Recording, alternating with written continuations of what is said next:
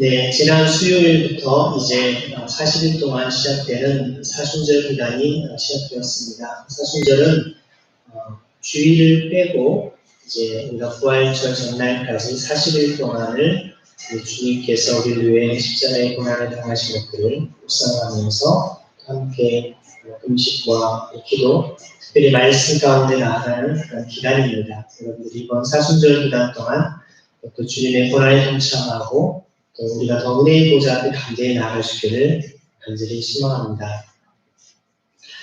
지난주 수요일에 한국타이어의 산업재해 피해를 입은 협의회 분들을 만나게 되었습니다.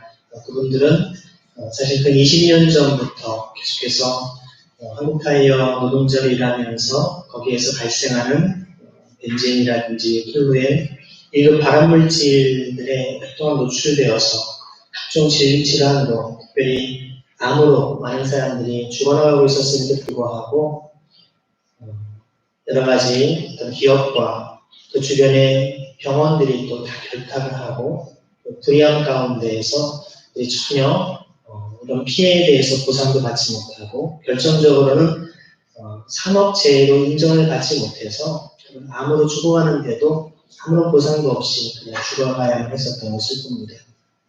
그래서 그들이 그런 것을 법적으로 이제 고소를 하려고 하면 오히려 여러 가지 회유책을 통해서 돈으로 틀어막거나 혹은 취업이 어려운 요즘 같은 시대에 그 자녀를 그 아버지가 죽은 자리에 대신 넣어주겠다는 식으로 하면서 무마를 시켜왔습니다.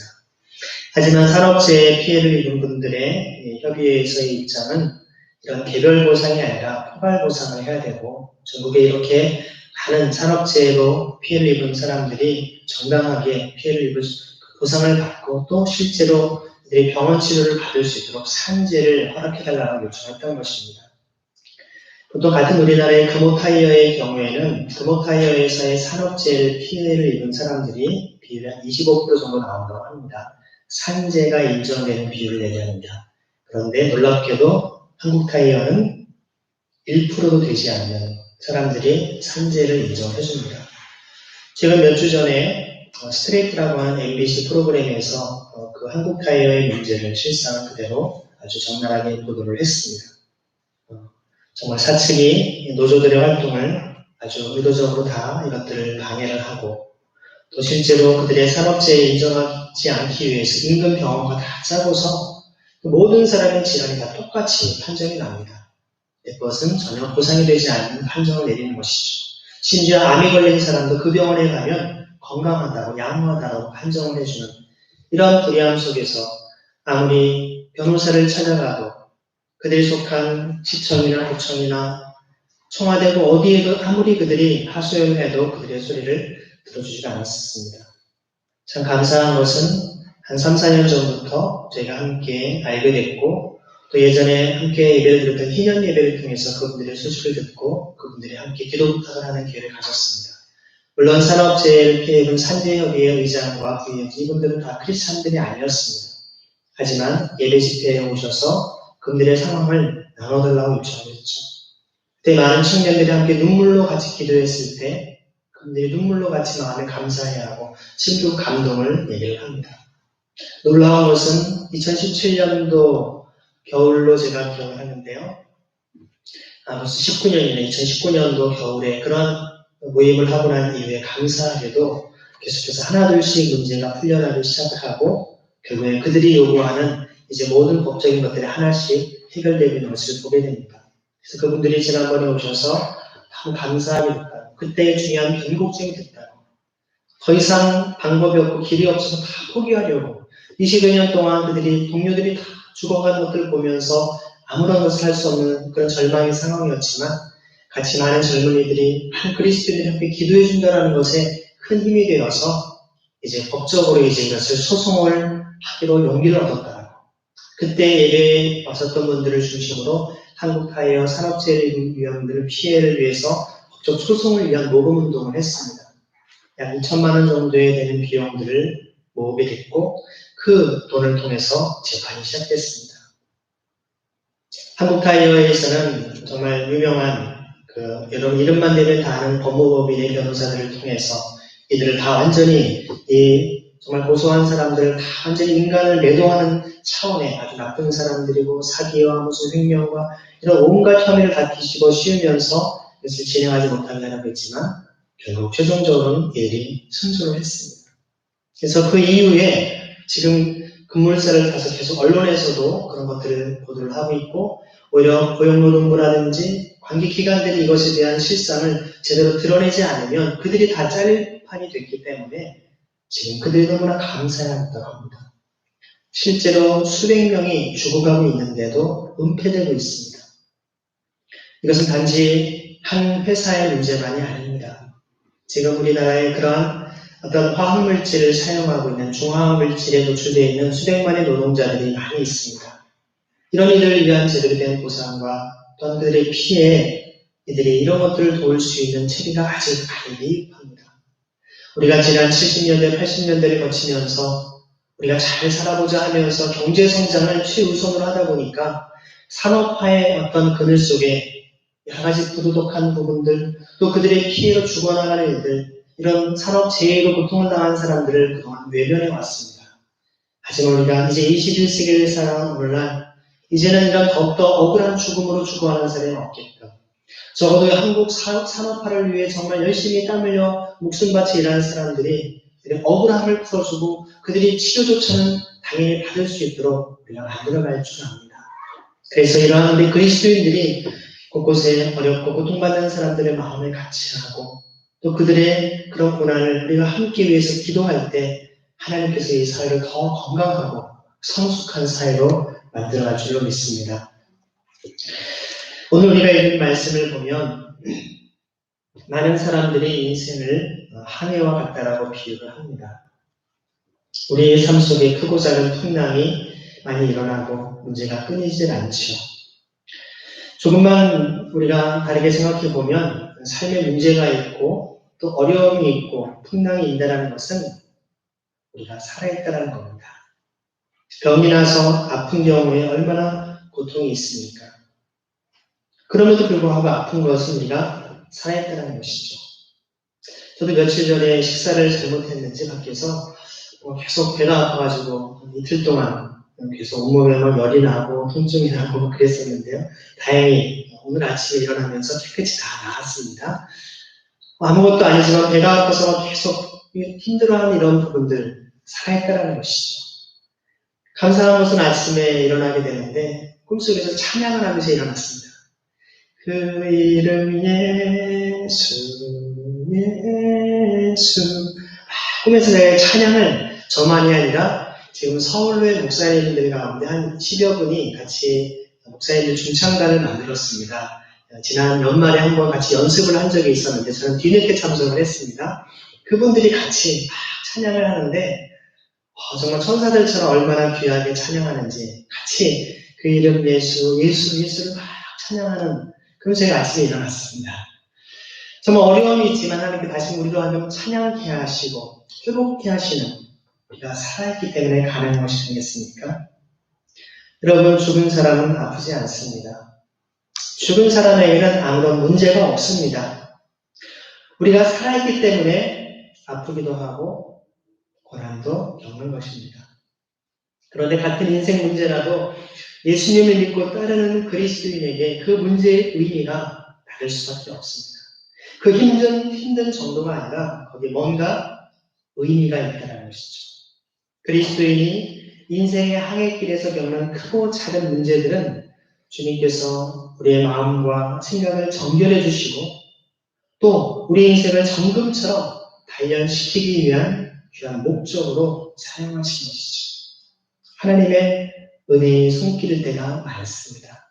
옆에 분에게 우리의 고난은 하나님의 은혜입니다. 인사하시겠습니다. 이런 관점에서 오늘 정말 위기 순간의 믿음으로 소망을 선포한 이 바울의 선언은 아주 중요한 의미가 있습니다. 우리가 인생의 항해길에서 이 죽음의 유라굴라 폭풍과 직면했을 때 어떻게 대응해야 될지 그리고 어떻게 그 폭풍을 극복할 수 있을지 오늘 바울의 믿음의 고백을 통해 우리에게 보여주기 때문에 그렇습니다. 13절 말씀 읽어보겠습니다. 때마침 남풍이 순하게 불어오므로 그들은 뜻을 이룬 것이나 다름없다고 생각하고 같이 올리고서 크레타 해안에 바짝 붙어서 항해하였다. 바울은 안 가는 게 좋겠다라고 했습니다. 선장과 선주는 가야 된다고 했죠. 아름다운 항구가 작기 때문에 겨울나기가 불편하고 이제 그들이 실은 많은 짐들이 오래되면 잘못하면 다 손실이 생기기 때문에 그 옆에 베닉스로 가서 겨울을 나야 한다고 했습니다.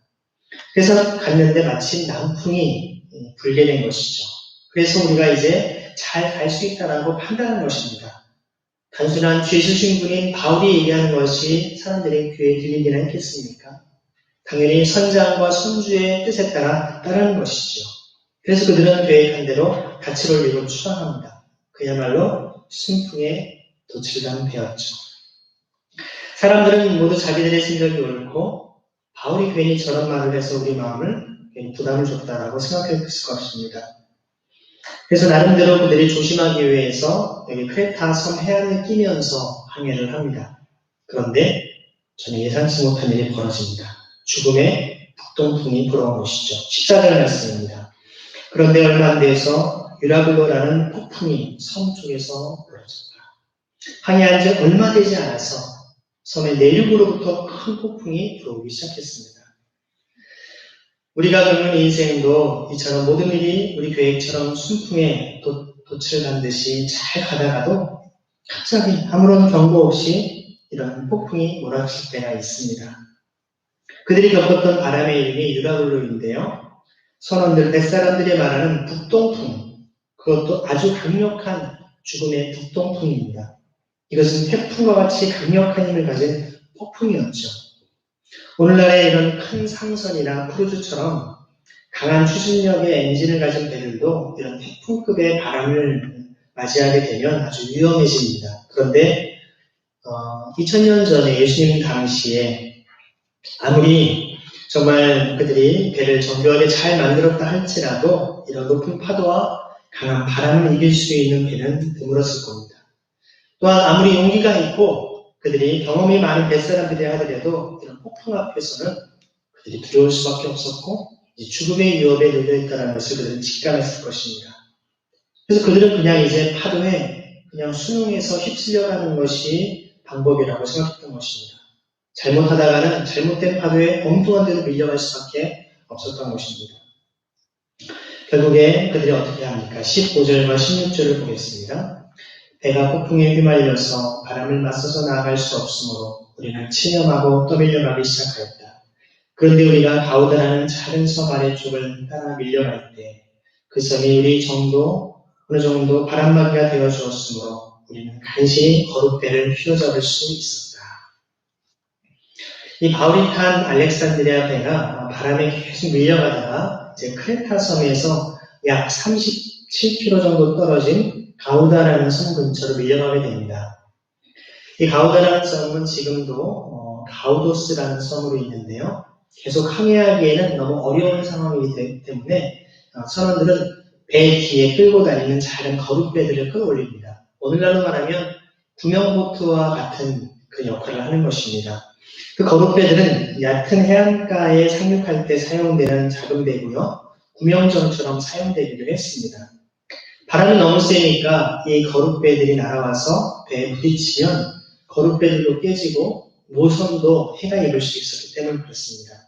그래서 폭풍과 파도가 날아와서 부딪히고 깨지는 것을 감지하기 위해서 거룩배를 다 끌어올려와서 밧줄로 꽁꽁 묶어두죠. 17절입니다. 선원들은 거룩배를 갑판 위에다 끌어올리고 밧줄을 이용하여 선치를 동요매었다. 그리고 그들은 리비아 근처의 모래톱으로 밀려들까 두려워서 바다에 닻을 내리고 그냥 떠밀려가고 있었다. 위험에 빠진 그들은 자신들이 할 수 있는 최선을 다했지만 여전히 리비아 근해의 모래톱에 걸릴까 두려워해서 바다에 닻을 내리고 그냥 떠밀려가고 있었습니다. 그런데 여기 크레테 섬, 즉 아름다운 항이라고 하는 것을 주장한 이 배가 유라굴라의 폭풍 때문에 바로 남서쪽에 위치한 가우다 섬으로 휩쓸려 갔습니다. 그래서 결국에는 남쪽의 리비아 해안까지 밀려가다가 이제 바닷속의 모래톱에 걸릴지도 모른다는 두려움에 휩싸이죠. 왜냐하면 이 모래 언덕은 선원들에게는 아주 두려운 존재입니다. 거기에 한 번 걸리면 누가 와서 구해줄 수도 없고 그냥 꼼짝없이 망망대해에 있게 되기 때문에 그들은 죽을 수밖에 없었던 것입니다. 하지만 고작 돛을 내리고 그냥 휩쓸려 갔던 외에는 그게 할 방법이 없었죠. 오래전에 타이타닉이라고 하는 영화를 혹시 보신 분이 있을 겁니다. 굉장히 거대한 배였고요. 수천 명의 사람들이 여행을 즐기기 오늘날 크루즈와 같은 배였습니다.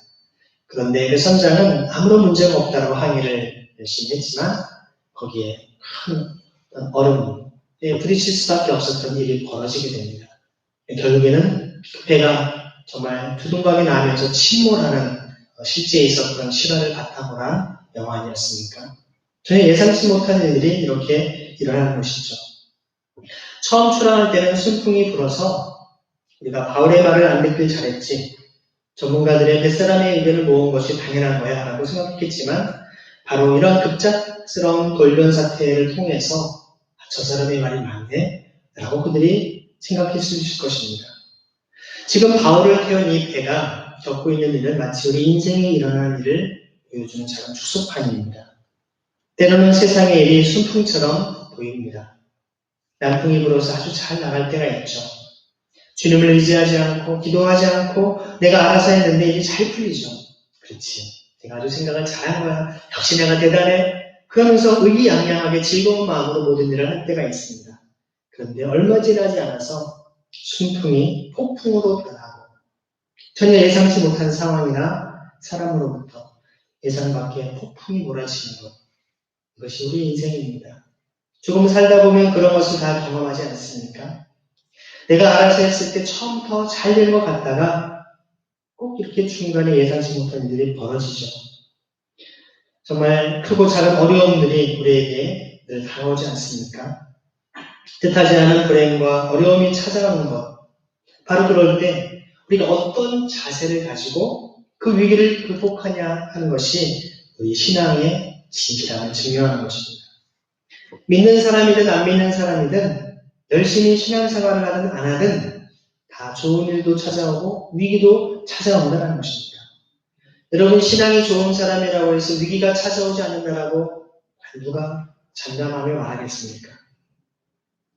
좋은 일보다는 위기 상황에서 사실 우리가 어떻게 하느냐, 그게 우리의 진정한 믿음이 그 믿음의 진가가 드러나는 시간이기도 합니다.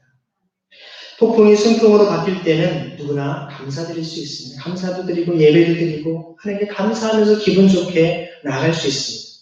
하지만 순풍이 폭풍으로 바뀔 때 진짜 신앙이 어떤가가 드러나죠. 그때 쉽게 하나님을 원망하거나 혹은 왜 이런 일을 나에게 주시냐고 그가 정말 불순종으로 나아간다면 그것은 우리의 신앙의 연약함을 그냥 적나라하게 드러낼 뿐인 것입니다. 다시 그런 어려움이 있을 때 하나님을 원망하기보다 가장 먼저 자기 자신을 먼저 돌아봐야 할 줄 압니다. 하나님, 제가 하나님 앞에 어떤 죄악과 잘못이 있습니까? 사실 욥을 보면 그렇지 않습니까? 욥기의 욥이 자신 하나님 앞에 그렇게 잘못한 것이 없었습니다. 자녀들까지도 정말 하나님 앞에 온전함으로 나아가고자 그렇게 몸부림쳤음에도 불구하고 정말 감당할 수 없는 엄청난 재난들이 계속 몰려오지 않습니까?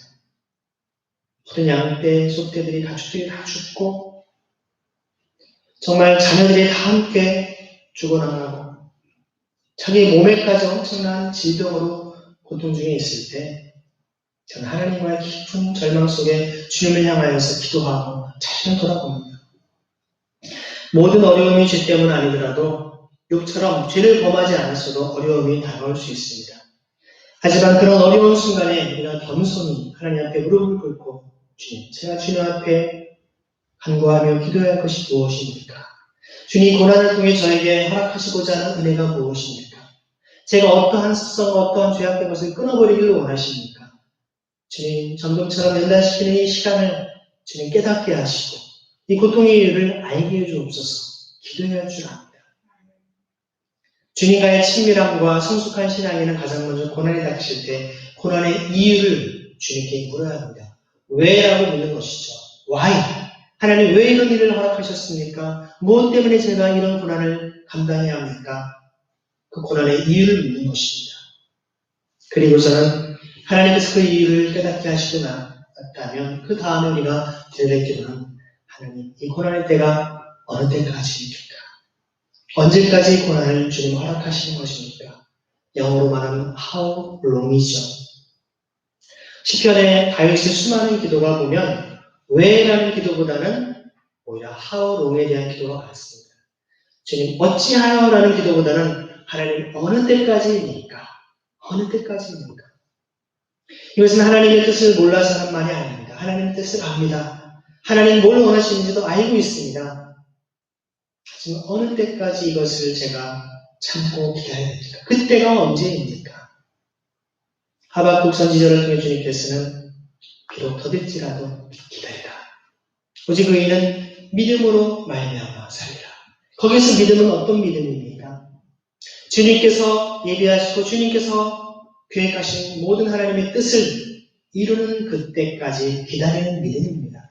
하나님께서 이것을 행하신다. 하나님의 정확한 타이밍에 하나님이 원하시는 그때의 그 일을 하신다라는 믿음을 가지고 비록 지금은 아무것도 되어 있지 않고 모든 것이 부족할지라도 주님을 믿고 신뢰함으로 나아가는 것.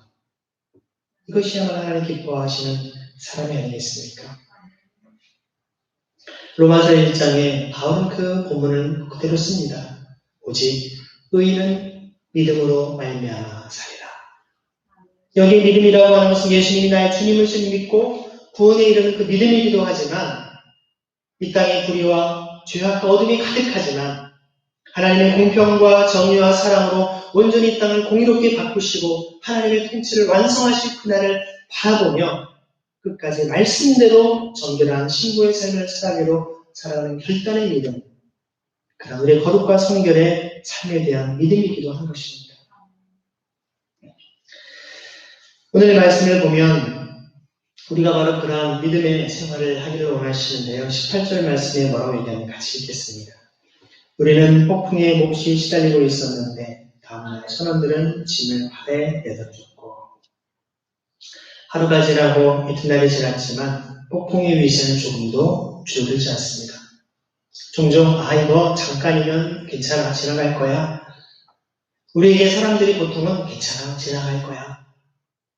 그게 위로가 될 수 있습니다. 다 지난 일이야 괜찮아. 물론 그렇습니다. 하지만 고통이 끊이질 않고 끝까지 어찌 보면 죽을 때까지 그 일이 지속될 수도 있습니다. 큰 사람에게는 그 말이 위로가 되지 않습니다. 아무리 하나님의 뜻이 어떻다 아무리 뭐 얘기해도 왜 하필 나야 돼? 왜 하필 우리에게 우리 가족에게 이런 고난과 고통을 허락하시어만 하느냐고. 선원들은 폭풍 속에 배가 전복되지 않도록 위해서 배의 무게를 줄이려고 합니다. 비상식량을 제외한 모든 화물들을 다 바다에 던집니다. 바로 알렉산드리아 항에서 실은 거대한 양의 곡물 또 많은 화물주들이 실은 온갖 화물들을 다 버릴 수밖에 없게 된 것이죠. 이것은 사실 선주의 돈이고 선장의 돈, 또 화물주들의 돈과 같은 물건들입니다. 그들은 사실 그 돈을 지키기 위해서 아름다운 항구에 있지 않았고 좀 더 안전하다고 생각되는 이 베닉스로 가자고 했던 것입니다. 그래서 겨울 항해의 위험에도 불구하고 바로 옆이니까 괜찮을 거야 하고 그들이 나온 것이죠. 하지만 죽음의 폭풍 앞에서 그들이 그토록 지키려고 했던 이 재물은 아무런 소용이 없습니다. 그렇습니다. 여러분, 우리 인생 가운데 진정 우리에게 위기가 올 때, 생명의 위협이 올 때 재물은 우리에게 아무런 소용이 없음을 보여준 것 아니겠습니까? 오히려 죽음의 폭풍 속에서 그들의 죽음을 지촉하는 도구가 될 뿐입니다. 그들은 자신들의 생명을 지키기 위해서 이제는 자신들의 돈과 같은 물건들을 다 내버리지 않을 수가 없었습니다. 19절 말씀입니다. 사흘째 날에는 자기네들 손으로 배에 장비마저 내버렸다. 이제는 자기네들 손으로 배에 장비마저 내버릴 수밖에 없습니다. 사흘째 되는 상황이 되어도 허전되지 않았죠. 어쩔 수 없이 배에 장비마저 버립니다. 이제 배에 필수적으로 갖추어져 있어야 될 장비마저 다 버릴 정도로 아주 위급한 상황이죠.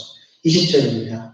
여러 날 동안 해도 별도 보이지 않고 거센 바람만이 심하게 불었으므로 우리는 살아남으리라는 희망을 점점 잃었다.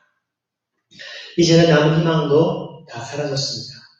해도 별도 보이지 않았다라고 하는 것은요, 그 당시 뱃사람들은 별을 보면서 방향도 알고 시간도 알았습니다. 그런데 그런 것들을 볼 수 없으니까 이제는 희망이 완전히 사라져버렸다라는 상황으로 이제 표현한 것이죠. 자신들이 그토록 지키려고 했었던 돈과 물질들, 물건들 다 왜 바다에 버려야만 했습니까? 왜 장비들까지 다 버려야만 했을까요? 그렇게 하면 혹시라도 살 수 있기 때문이라고 하는 희망인 것이죠. 하지만 그 모든 것을 다 포기했지만 이 칠흑 같은 어둠만 계속되고 이 죽음의 풍랑인 유라굴라는 조금도 잦아들지 않았습니다. 신락 같은 마지막 희망마저 사라진 것이죠. 아무런 희망이 없습니다. 절망입니다. 절망 그 자체입니다. 여러 날이 지났지만 해도 별도 보이지 않으니까 정확히 며칠이 지났는지도 알기 힘듭니다. 계속 바람은 강하게 불고 파도는 쉬지 않고 이 배를 삼키려도 몰려옵니다. 그냥 배를 타서 조금만 흔들려도 배멀리가 얼마나 힘듭니까?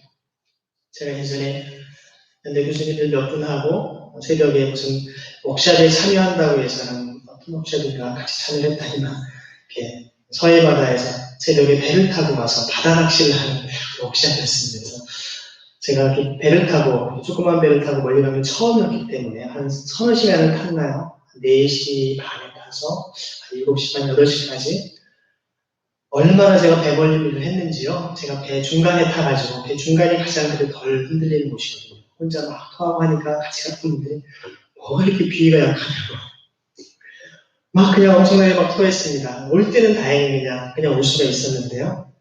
그때는 뭐 풍랑인 것도 아니고 그냥 조그만 배가 그냥 이렇게 바다를 가는데도 흔들리는 것 때문에 제가 참지 못해서 어지럽고 막 그랬었는데 지금 이렇게 풍랑, 태풍급이 지금 불고 있는 상황이니 얼마나 저희들이 힘들고 어려운 상황이겠습니까? 결국에 이제 죽었다라고 하는 구원의 가능성이 전혀 없는 이 절망의 순간입니다.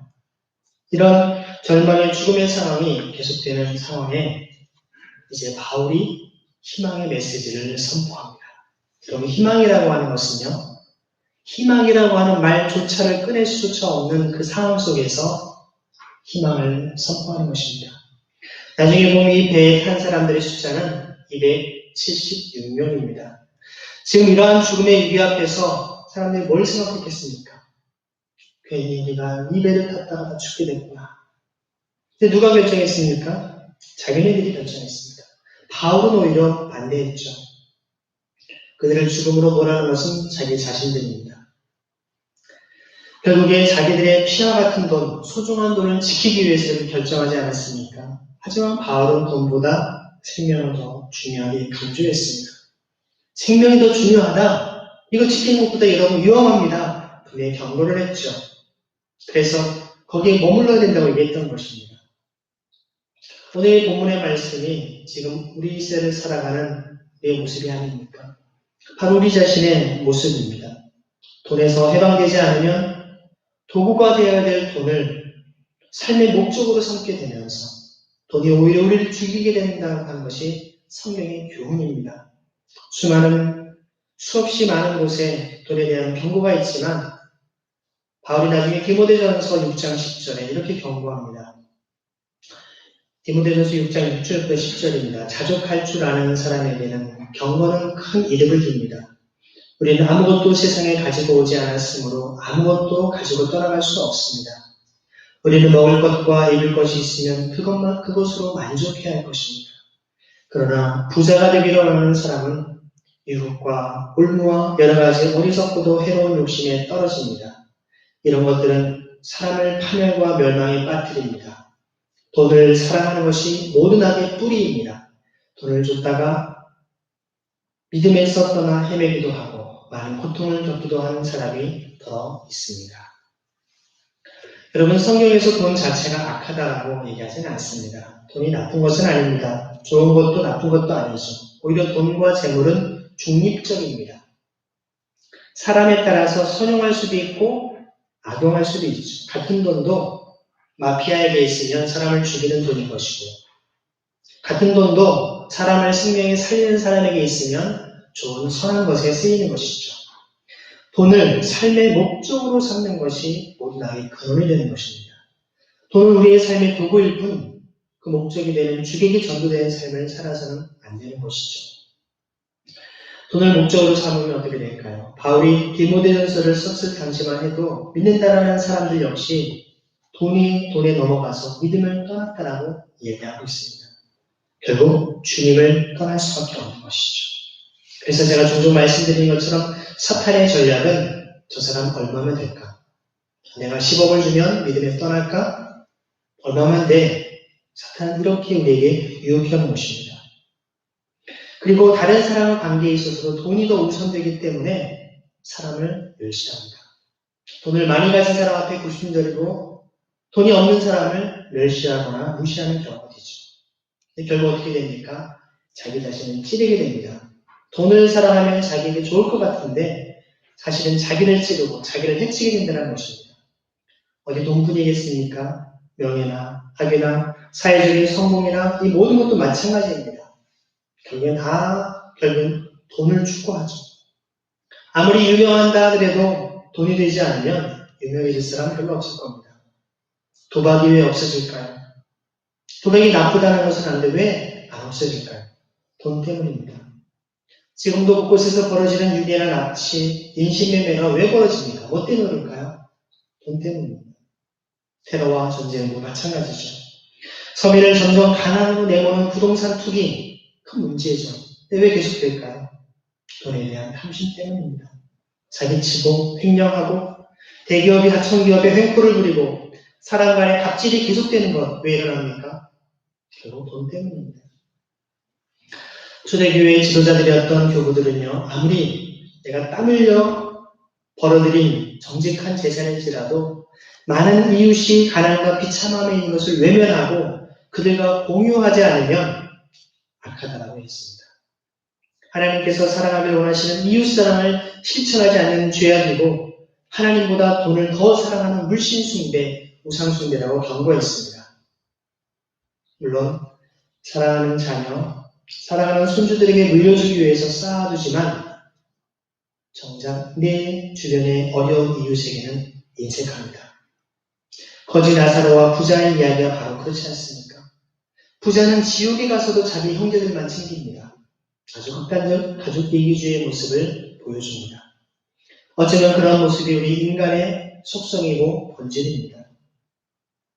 여러분, 그리스도인은 이처럼 인간 본성에 따라 살아가는 세상 사람과 똑같이 자기의 욕망과 탐심을 따라 살아가는 삶이 아니라 그 모든 탐심과 욕망을 그리스도의 십자가 앞에 철저히 못 박고 내려놓고 주의 말씀을 따라 살기로 몸부림치며 그 말씀 앞에 굴복하는 삶을 살아가는 사람이 진정한 그리스도인인 것입니다.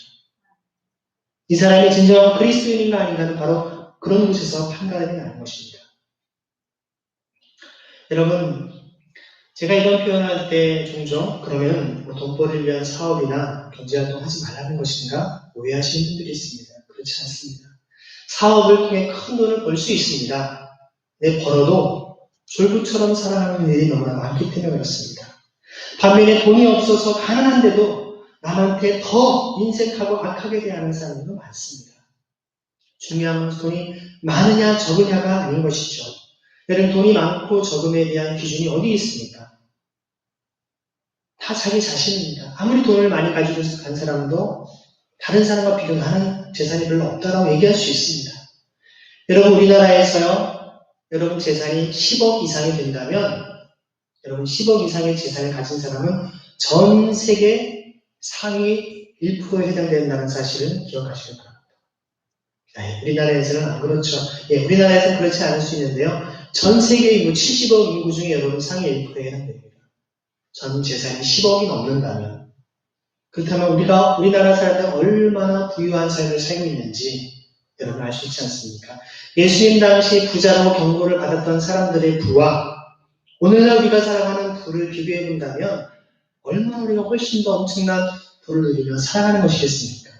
그 얘기는 주님의 심판 앞에 책망받지 않도록 우리가 얼마나 더 열심히 어려운 이들을 돌보며 그들에게 나누며 베푸는 삶을 살아야 됨을 얘기하는 것이겠습니까? 내 마음의 중심에 내게 주어진 삶의 소중한 시간과 재물을 통해 하나님의 사랑과 이웃 사랑을 위해 올바르게 나누고 공유하는 삶을 온전히 실천하며 살아가고 있는지, 아니면 내 자신과 내 가족만을 챙기기에 급한 삶을 살아가고 있는지를 점검해야 합니다. 오늘 본문의 말씀처럼 내가 돈을 벌려고 내가 이익을 얻으려고 했던 그런 모든 행동들을 통해 결국 어떻게 결과가 되어집니까? 상대방을 무너뜨리게 내가 살 것입니까? 아닙니다. 결국 자기가 무너집니다.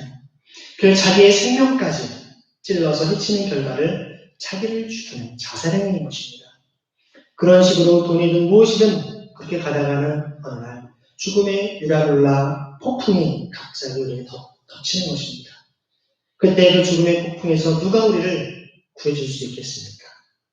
너무나 다급해서 이제 돈을 다 포기하고 살고 싶다고 한들 그 폭풍이 조용히 사라지겠습니까? 돈이든 명예든 권력이든 학벌이든 뭐든 간에 그것이 여러분을 지켜줄 수 있겠습니까? 내가 그때 그렇게 하지 말걸. 내가 그렇게 하지 말아야 됐을걸. 내가 진즉 주님만을 붙잡을걸. 후회의 순간에는 결국 죽음밖에 다른 것이 없다는 것입니다. 사실 이런 가장 큰 위기 가운데 있는 이들, 그들이 절망할 수밖에 없었는데요. 덴마크의 철학자이자 신학자였던 키에르케고르는 죽음에 이르는 병은 바로 절망이라고 했습니다. 절망한 사람을 죽음으로 내모입니다. 실제로 사람을 자살로 이끌어가기도 하죠. 엄청난 외부적인 풍랑이 몰려오는 불행이 일어나는 것이 최대의 위기가 아니라 나 스스로 그런 것 때문에 절망하는 것이 가장 큰 위기입니다. 아까 말씀드린 데 여러분, 우리도 이런 폭풍과 어려움이 몰아닥칠 수가 있습니다. 그때 그리스도인은 거기서 끝나지 않는 사람들입니다. 거기에서 눈을 들어 믿음의 주여 온 천하 만물을 다스리시는 하나님 아버지를 바라보고 그분의 구원을 간구하며 그분의 도우심을 구하는 그런 하나님의 사람이 되어야 되는 것이죠. 21절에 어떤 일이 벌어집니까? 함께 읽겠습니다. 사람들은 오랫동안 아무것도 먹지 못하고 있었다. 그때 바울이 이렇게 말했다. 여러분 내 말을 듣고 크레타에서 출항하지 않았어야 했습니다. 그랬으면 이런 재난과 손실은 당하지 않았을 것입니다. 위기 상황에서 지도력을 발휘하는 사람들이 있습니다. 위기 상황 속에 어둠 속에 칠흑 같은 어둠 속에서 빛을 발하는 사람들이 있다는 것이죠. 다 절망, 이제 우리는 끝났다, 이제 죽었다, 엉엉 울고 이들이 절망하고 있을 때 이제 하나님의 살아계심을 선포하고 하나님의 구원을 이야기하는 하나님의 사람이 이제 등장하는 것입니다. 결국 27절에 보면 열 나흘째 되는 날이라고 표현되어 있습니다. 그 2주 동안 엄청난 폭풍에 계속 시달렸던 것입니다. 하루도 아닌 보름 동안 그랬던 것이죠. 아무것도 먹지 못했습니다. 근데 바울이 서서 외치죠. 여기저기 흔들리고 막 죽을 것 같은데 제대로 먹지도 못하고 다 기진맥진한 상황 속에서 여러분 바울의 말을 오해하면 그거 봐, 왜 좋다. 내가 그렇게 하지 말라 그랬지? 막 그렇게 얘기하는 것으로 이해할 수도 있습니다. 하지만 바울의 말은 그런 의미가 아닙니다. 내 말은 틀림없는 말입니다. 주님으로부터 받은 말씀이기 때문에 그렇습니다. 그러니까 이제부터라도 제 말을 여러분 들으십시오라고 하는 것이죠. 비난이나 조롱을 위한 것이 아닙니다. 생명의 소중함을 일깨워주기 위한 말일 뿐만 아니라 하나님의 말씀을 대언하는 자로서의 권위를 가지고 이야기하는 것입니다. 이제 죽음 앞에서 돈이, 재물이 자기를 살려주는 것이 아님을 일깨워주고 주님께서 주신 메시지를 그들에게 나눕니다. 22절입니다. 그러나 이제 나는 여러분에게 권합니다. 기운을 내십시오. 이 배만 이를 뿐 여러분 가운데 한 사람도 목숨을 잃지는 않을 것입니다. 기운을 내십시오, 여러분. 기운 낼 이유가 없거든요. 이 배는 잃을지 모르지만 여러분 한 사람도 목숨을 잃지 않는다. 이거와 같은 복음의 소식이 어디 있습니까? 기쁜 소식이죠. 생명을 아무도 잃지 않겠다라고 하는. 돈은 다시 벌면 됩니다. 다시 여러분 이 사람들의 마음을 생각해 보십시오. 뱃사람이고 엄청난 파도에 힘들어 괴로웠는데 바울이라는 사람이 갑자기 일어나서 이야기를 하죠. 이 상황에서 이런 말을 해줄 수 있는 사람은 사실 아무도 없습니다. 그냥 자기 확신 속에 그렇게 그냥 용기를 주려고 노력을 할 수는 있겠지만 그렇게 되지 않는 것이 뻔할 수 있기 때문에 그런 말조차 하지 않았던 것이죠. 사실 진정한 희망은 모든 희망이 사라지고 어느 누구도 그 단어조차 생각하지 못할 때 그 희망을 선포하는 것입니다. 그것은 단순한 과정이나 허세가 아니죠. 23절에서 26절 말씀 읽겠습니다. 바로 지난 밤에 나의 주님이시여 내가 섬기시는 분이신 하나님의 천사가 내 곁에 서서 바울아 두려워하지 말아라. 너는 반드시 황제 앞에 서야 한다. 하나님께서는 너와 함께 타고 가는 모든 사람의 안전을 너에게 맡겨주셨다. 하고 말씀하셨습니다. 그러므로 여러분 힘을 내십시오. 나는 하나님께서 나에게 말씀하신 그대로 되리라고 믿습니다. 우리는 반드시 어떤 섬으로 밀려가 닿게 될 것입니다. 얼마나 대단합니까? 나의 주님이시여 내가 섬기시는 분 하나님을 전하고 있습니다. 지금 단순한 바울이 허풍을 떠는 게 아닙니다. 그 이유는 바로 하나님 때문이라고 얘기하는 것이죠. 하나님의 말씀을 선포하고 있는 것입니다. 바울은 반드시 황제 앞에 서리라 하는 하나님의 약속의 말씀을 전할 것입니다. 그 당대 최고의 통치자였던 황제 앞에 복음을 전하게 하시면 하나님의 섭리 앞에 그 귀한 사명을 가진 바울이 곳에 함께 있기 때문에 바울 덕분에 거기에 참 모든 275명의 사람들이 함께 구원을 이룬 역사가 일어난다는 사실입니다. 여러분 한 사람이 믿음으로 하나님의 귀한 사명을 감당하고자 헌신하며 살아간다면 여러분의 그 사명 때문에 우리 한 공동체가 우리가 여러분이 함께 그 모든 곳이 하나님의 놀라운 돌보심과 은혜가 임할 줄 믿습니다. 제가 종종 이야기하지 않습니까? 사명을 가진 사람, 그 사명을 이룰 때까지 결국 죽지 않는다. 바울을 살려주기 위해서 하나님께서는 이 모든 뱃사람들까지도 함께 구원의 은혜를 베풀어 주시지 않습니까? 하나님께서는 예수 그리스도의 복음을 땅끝까지 전하도록 부름을 받은 이방인의 사도로 이방인의 빛으로 부름을 받은 사람이었습니다. 그러한 하나님의 부름을 받은 사람이 유라굴라 이 폭풍이 그것을 멈추게 할 수 없었던 것입니다. 이 세상의 풍랑과 수많은 역경이 결코 하나님의 사람의 귀한 사명을 멈추게 할 수 없다는 것이죠. 이 땅을 통하여서 이 땅에 하나님의 세우신 헛된 몸된 교회를 통해 세상을 변화시키고자 하는 노력과 놀라운 하나님의 은혜는 결코 코로나나 여러 가지 어떤 어려움 속에서 결코 멈출 수 없다는 것입니다. 우리가 함께 40여 년 전에 은총의 교회를 주님께서 세워주시고 이것을 통해서 하나님의 구원의 방주 역할을 감당케 하시고 세상을 변화시키며 남북 통일의 중요한 역할을 감당하게 된 모든 비전과 사명을 주셨다면 그것을 이루실 때까지 결코 우리의 사명을 멈추게 하지 않는다는 것입니다. 중요한 것은 위기와 어려움이 있을 때 우리가 어떠한 믿음의 자세로 반응하며 나가는 것이죠. 오늘 이 말씀을 통해서 여러분의 삶 속에 때로 많은 어려움과 문제가 있습니다. 역경에 부딪힐 수 있습니다. 하지만 그 시간이 오히려 믿음의 증가, 그들은 그리스도인으로서의 참된 모습을 드러낼 수 있는 하나님의 사람으로 살아갈 수 있기를 소망합니다. 같이 시간 기도하실 때 주님 반드시 황제 앞에 서야 한다고 하시며 그를 이 풍랑 가운데서 건져내신 것처럼 주님 우리의 이 땅의 삶을 통해 주님의 사명을 붙잡고 온전히 살아갈 때 어떠한 풍랑과 역경 속에서도 담대히 승리의 삶을 살아가도록 우리를 인도해 주옵소서. 같이 합심히 기도하시겠습니다.